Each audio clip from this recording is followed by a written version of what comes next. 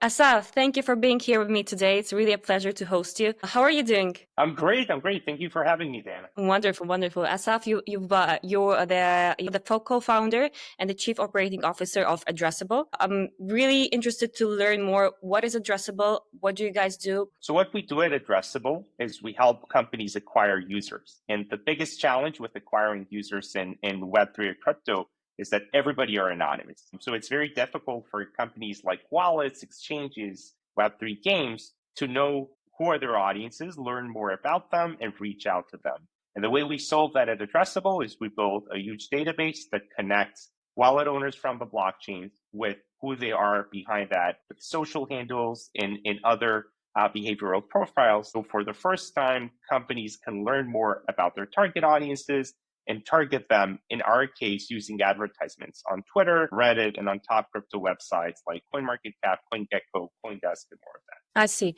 Basically, so your ideal customer is any company out there who is potentially interested in acquiring more users. Or could you give us a better understanding of who your clients are? Absolutely. So we're on a mission to help the space grow.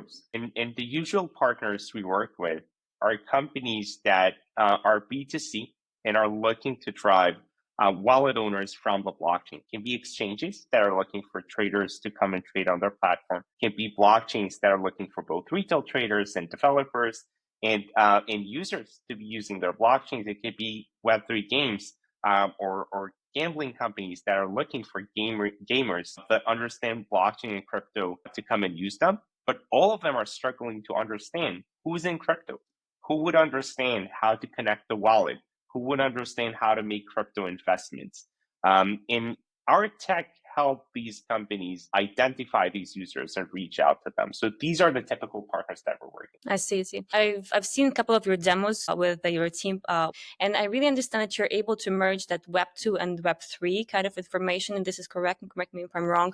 So you're connecting basically the social platforms and our social kind of presence with the Web 3 domain, with wallets, and creating a wholesome idea of who this person is. And this is exactly what is allowing you to better understand and track the user along the Web 2 and Web 3 domains. Is that correct? It's absolutely that. It's absolutely that. If you ask almost any marketer within the space that is responsible for growing a DeFi protocol or an exchange or a wallet, you ask them, who's your target audience? The interesting fact is that more than 80% of them describe the audience based on on-chain terms. It's people with tokens or money on the blockchain. It's people that work on chain with my competitors. It's developers that deployed smart contract code into the blockchain. It's people that have liquidity on Optimism. It's these descriptions are captured on the blockchain with open data. But then if you're asking the follow-up question, great, you know who the users are. How do you get to them? This is where the frustration typically comes because you're seeing them on the blockchain, but you don't know how to reach out to them, right? And if you're using any existing platform like Google Ads or Twitter advertisements, what these platforms are literally asking you is, let me know what's the geolocation of the users or what's their general interest. How does that even relate to how you're thinking about the audience? This is the experience that we're trying to bridge. Let us know who they are on chain. We'll translate that to real world knowledge, help you target these users and help you measure everything end to end. You actually created that bridge between those two, Web 2 and Web 3. And I don't think I've seen any tools before. When I used to run ads, usually it's only, as you mentioned, on-chain kind of on-chain analytics. Either you run some ads on Web 3 websites, some DEXs, some dApps, so nothing that connects you back to the to mostly where everybody is, the Web 2 platforms. So it's very interesting what you guys do. Also, when I actually spoke to you for the first time, this also raised the question of how do you see privacy actually evolving as we're merging Web 2, Web 3, and AI, even that, right? Because, when this movement of Web 3 started, driven by decentralization and privacy, many would envision the future becoming much more private and our information becoming much more private. But now all this is being merged together. So I'm just curious to know, how do you see it? What do you envision privacy to become in the future? And what role is actually Addressable playing in all of this? I think privacy is incredibly important. I wouldn't be wanting for people to use my data for reasons that that are far beyond what I would expect them to use. Privacy is definitely something that's in the top of our mind. I think at the same time, there's some tension between privacy and the ability of companies to scale, right? I mean, in a very dystopian reality, companies can say, I'm not using any data that's out there. I'm trying to grow without any data.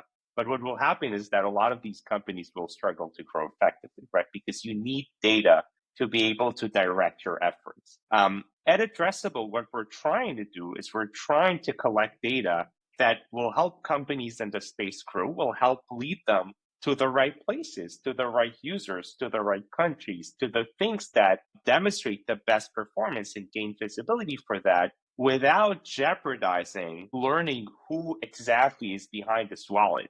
That data is both not really interesting and it's not really changing the picture.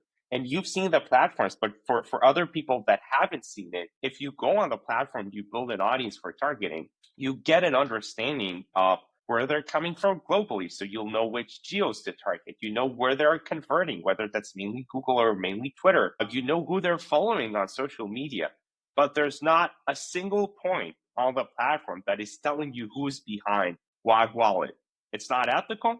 It's not useful. It's not what we're about. It's really, really about finding this kind of point of tension between privacy, which is incredibly important, to having data useful for this industry to grow and become more mature and successful. Yeah, but I agree with you there. I mean, just like from a marketeer's perspective, just the more information and more data points I can collect, the more efficient my campaigns would be, and I'll be just targeting the right people. I will not be spending from one side my ad spend on something I should not be, and I should not be polluting someone else's feed with information they don't need. I think really the merge, of all of these technologies together would just make marketing much more efficient and make the user experience for the end user much more comfortable, joyful, and straight to the point, right? So you're able to get the results you want much more efficiently by the algos be just understanding what you'd like to see. So a really incredible, a very interesting shift which is happening right now. I think with the help of technologies as Addressable, this is becoming much more efficient and effective nowadays. I just want to better understand, how does your tech, this wallet to social matching, there is a powerful AI algo underneath your technology, right? And when your team was explaining it to me how powerful this engine is, it's very interesting to listen to that. Could you tell me what is the technology really that is helping you to connect all this information together? How powerful is this AI engine to be able to collect and analyze all this data and connect those data points to create this understanding of those specific personas? Yeah, so I would separate this into two. The endless effort of trying to put together wallets on the blockchain with who they are or where to find them, it's not a single AI to solve it. For anybody kind of hearing about that, thinking that we can just take a ChatGPT and throw it on top of the blockchain, we'll know how to solve it. It's very far from being that. Our team's background is with running intelligence in both academia, biggest big data company, and also for the government. This is what we did for 10 to 15 years. So it's not one piece of AI that we throw on top of the data and it solves for things, but it's actually a wide variety of algorithms and heuristics that are being done to match the picture together. And behind that, the sole thing is you need to find a single evidence of who's behind what. That's what's behind it. But having said that, AI is widely used in our system to help make marketing more sophisticated. So a few examples of that is, let's say you're a DEX and you're looking to target DEX users. So you would be deciding to target anybody who traded on Uniswap. Our system will be able to provide you with recommendations. You might also want to target people that are using PancakeSwap or people that are using SushiSwap.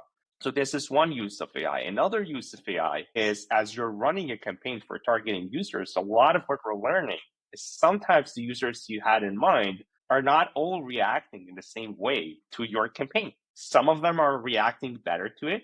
The cost per wallet is lower. The cost per engagement is lower. Some of them are reacting worse to it. But what our AI algorithm does, and it's not a lot of magic actually, is collecting this data, understand what's working well, and doubling down on that. So you get the best bang for your buck. You're putting a media budget on top of that. You want to make sure that it's optimized. So we're seeing the good results. We're the AI is buying more, which is pretty straightforward, but it's easily to assign this task to a machine rather than to a human. In some other places in which AI is being used is think about the role of a marketer in a Web3 company. You know it very, very well, probably some of the listeners as well. It's that two people in the company responsible for all of the communication to the outside world, right? They're doing the community, they're doing the social media management, they're doing the PR, they're doing some of the listings as well, they're doing the advertisement, they're doing literally all of that. And at any point in time, the founders are asking, tell me what's going on. And it's incredibly difficult. It feels like you're juggling 5 balls in the air, right? So some of our use in AI is looking at the entire data of your campaigns, of all of your marketing efforts. With a single click, give me like the top 5 bullet points of what's working. So for instance, the campaign we're running in Ukraine is doing the best with cost per wallet at under $3. A campaign we're running at Hong Kong is doing the least. Perhaps this is what we want to cut out with $10 cost per wallet of that. We're seeing better results with the new creative that we uploaded into the system, showing you the image. So the AI is helping you summarize. So we all know the feeling of the marketer being grabbed by the founder and asking, like, tell me what's going on. Single click so you get the summary. So marketers can become the champions of their organization. Indeed, I can relate to that, Asaf. Yeah. As you know, the CMO, I always struggle with collecting the data, right? So be able to be cool, to be able to define the right strategy to move forward. So when a platform is actually capable to help me really analyze and bring some takeaways basically in the shortest time period possible, this is definitely remarkable and just makes our work much more efficient and much more fast and effective. So yeah, I was just thinking about tools as addressable. It's just becoming impossible basically not to use AI anymore, right? You cannot compete. A company that uses a tool like Addressable for targeting, and assuming a company that doesn't, I feel like in a short period of time, those companies are just unable to compete anymore. It's just one overweights the other by a great amount. So this is a conversation I've been having with a lot of different founders and people and entrepreneurs, that you should be adapting to AI tools and engraving AI tools in all of your processes in your companies. If you don't, you might become obsolete in the next, 6 to 12 months. What do you think about that? And how are you actually, apart that you actually already have AI as the core kind of power tool in your company, how are you adapting to AI tools just in other parts of your business to making sure you're not obsolete and you're up to date and constantly evolving? It's a great question to tap into what you were saying earlier about whoever won't be using AI or won't be using tools like Addressable will fall behind. It all starts with measuring your effectiveness, right? If you have true metrics to measure how effective you are, how many leads you're getting, how big is the monitor you're getting, how much conversions you're getting, how much TVL, what's the CAC.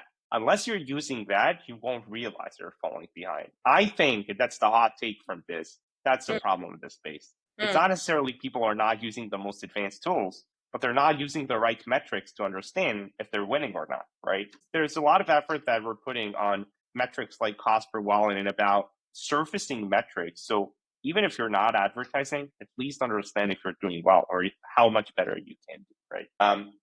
And in addressing the question of how we're using AI across Addressable, we're using that all over, ranging from the engineering team, which is using Cursor all over. All of the code is currently being written using agentic platforms completely. The marketing team are using AI mainly for content creation very, very widely. I think this is pretty much well adopted in Web3. It's really, really good to see it as kind of a still a pioneering industry. On the BD side of things, I think we're amongst the first team to start using AI agents for reach outs. That's perhaps an opportunity for some other topic to speak more about that. But as a company that's scaling, we always need to be, I guess, more sophisticated with how we're doing reach outs at scale and how we're doing that more personalized.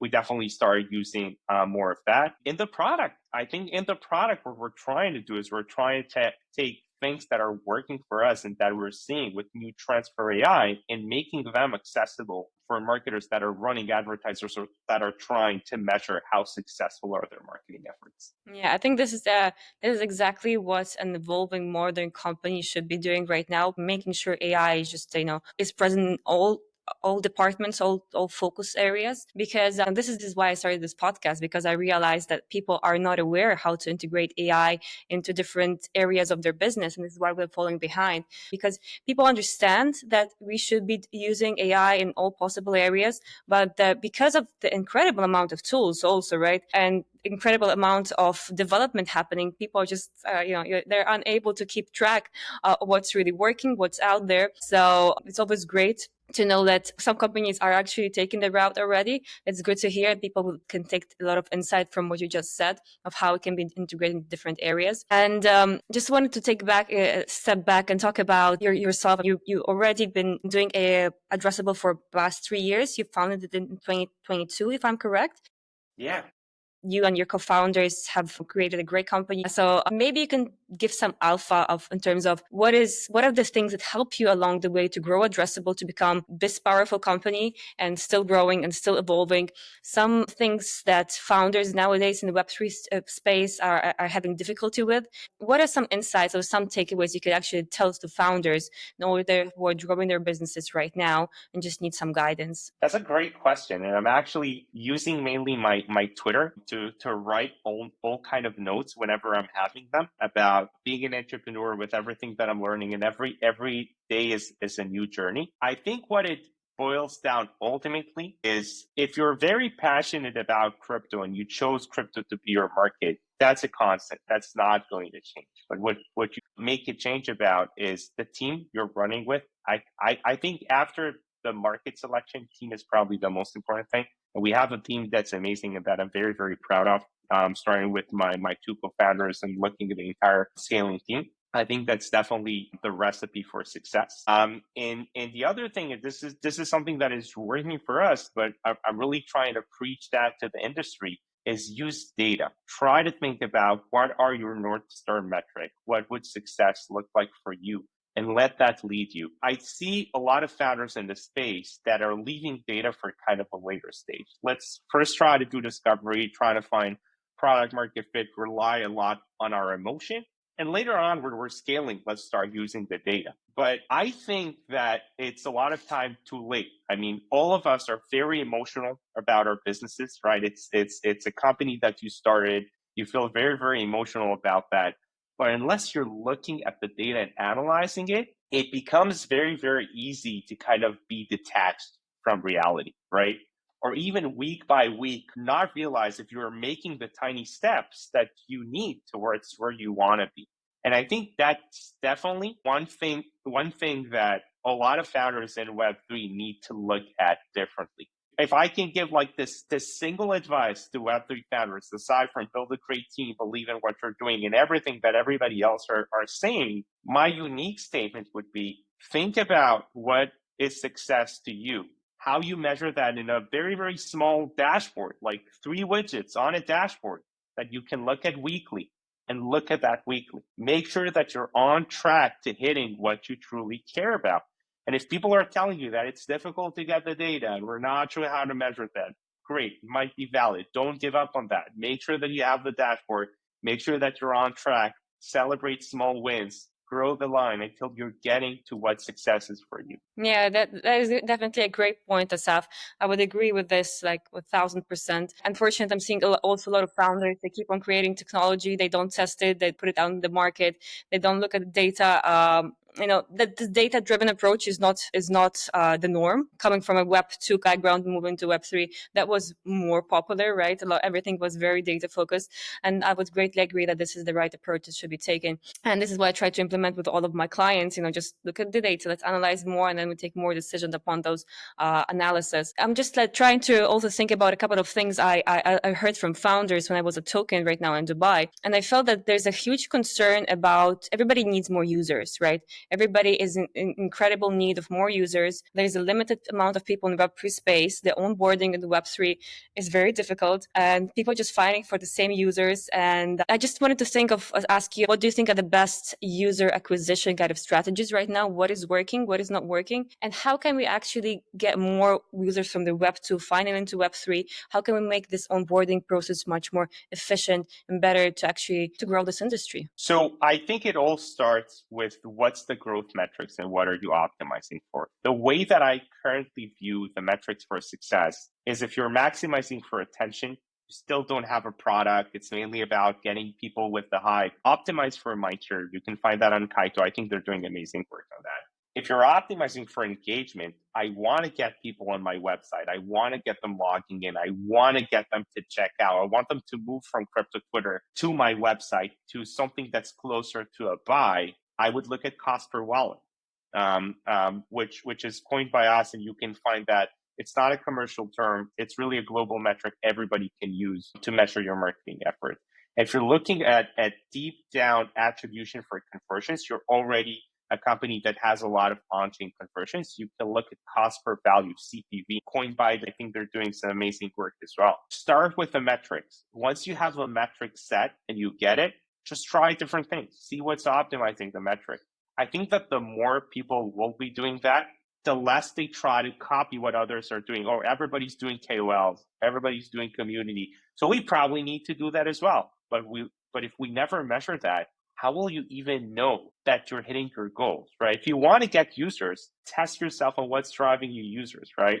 What we're seeing is that our platform provides running ads, and we're always trying to share publicly whatever we can about what are the results from ads. We have a recent report breaking down cost per wallet from 2024 across more than 100 advertisers in the space, both exchanges, wallets, games, in a wide variety of them. What we're seeing, we're publishing the results so people can understand what's achievable. Oh, if I go to Southeast Asia and I'm looking for traders and I'm in a bear market, okay, that would mean the number would be like a $12 cost per wallet. Oh, but if, for instance, I'm going to Eastern Europe during the bull market, and I'm promoting something for developers, I might get that for $5. Let's make the conversation smarter. So we're definitely seeing ads working on that. I do believe influencers are working on that, but test that. Test that. I think that is the most important thing. Go using the data, because the only way to do that with marketing is trial and error. Allocate a small budget to a wide variety of channels, see what's driving the metrics, double them. Yeah. That sounds awesome. I should check those reports more. I did not see them before. I think they give a lot of analytics, basically, of what to expect, results, and even different costs. This is what I struggle most with, because there's no expectations, right? Many platform providers, when you speak with them, they just don't know. They tell you just spend the money and you'll get some results. So it becomes very difficult to take a decision. I think what you guys are doing here is very beneficial for the whole industry and for decision making. So thanks for that, basically. On the last note, I just wanted to get an insight from you. What will be the future of marketing and AI merged together? Will it become completely automated? Will there still a bit of human touch? I think your platform right now, it helps you set the campaign, but it's not fully automated. There's a human touch to it where you can perfect all the metrics right now. What direction do you think we're moving into? And what is the future of AI and marketing merged together in Web3? It's a great question, and I'll try to speak about separately from AI and marketing in general. What do I think crypto would look like at the age of AI? So AI and marketing in general, I think AI will affect marketing the same way that it affects engineering, in the same way that it's affecting sales. It's really about taking marketers from the tactical set and the operational set about their doing the task themselves to something that's a bit more strategic. So it would feel for a lot of marketers about, rather than them doing the hands-on work, they're operating junior marketers. Like, you create this content and I give you some review and you provide it to me, and I ask you to get me some results from my market research and you get me that, and I'm asking you for some fixes. I think this is what it would feel like in marketing. The same way, this is how I'm thinking about what it will do to engineering and sales. It gives every engineer the feeling that they're now managing a small team of juniors that can perform really well, but still need the guidance, right? This is what I think it will feel like for marketers. But the creativity and the ability to orchestrate, and the ability to review and sign for something that is being done correctly, I think that would remain with humans for the very, very long while. It will take a while until AI is better with creativity. If I go to crypto, I think on crypto marketing, Some of the biggest challenges, one is reach. How do you find the users who are reaching out to them? That's what we're trying to solve in Addressable. And the other one is the user experience. Even if you find the people, how do you make it easy for them to go through all the stages? I think AI is going to be very, very dramatic on that. Because if you're thinking about what onboarding to crypto looks like today, is you need to download a wallet, you need to connect the wallet. It's not the most comfortable feeling, right? And you need to also be an expert on the industry to know whether you can trust something or not. I think that in a 3 to 5 year time frame from now, AI will become the user experience for a lot of consumer apps, not just in crypto. I think for a lot of people today, they're going on Amazon to buy something.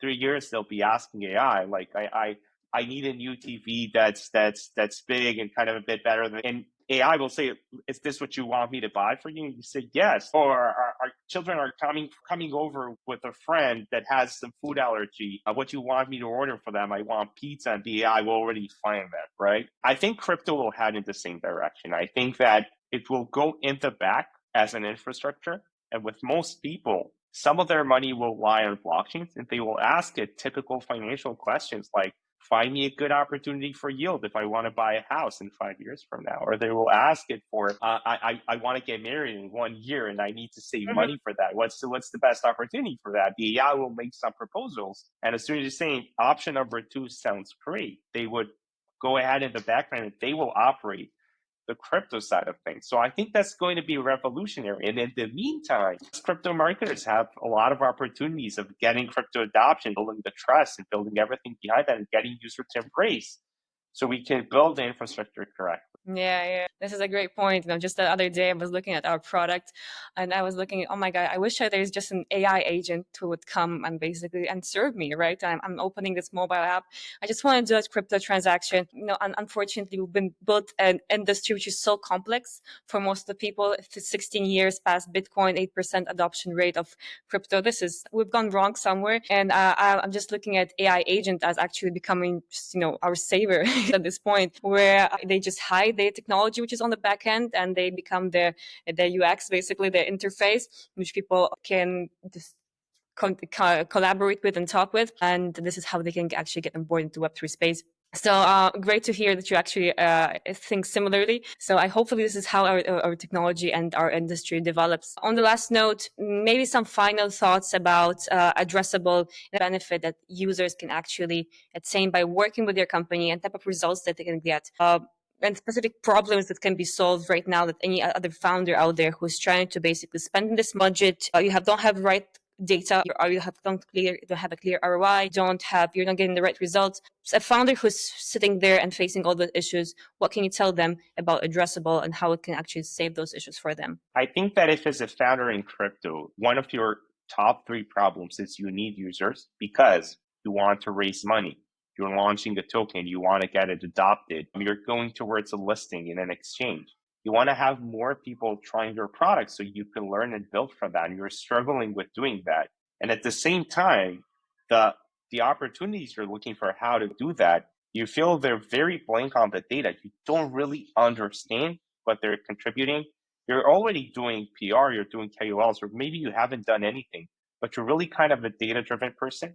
You want to make sure that everything that you put your media budget on, you understand what the return on investment for that and that you can optimize for that, then come and chat to us. We have proven case studies. We're always publishing results. And we always love speaking to marketers and hearing about their challenges and growth and how they're measuring and how they're growing. And yeah, we're working with some of the top logos within the industry. We're growing and perfecting our product for targeting wallet owners and measuring all of that. So yeah, come and chat to me. You see my handle, Asaf Nadler, on the screen. You can find me on Twitter. You can find me on Telegram. You can find me on LinkedIn. Always happy to chat. Yeah, I think that also the best thing we can advise founders is just to go on your website, ask for a demo, and really dive deep into the tool. Really, when you see how you can break down all this data, how much more efficient you can make the campaigns, you can better understand basically what you're spending your money on. So really, reach out to Asaf, go to their website, request a demo,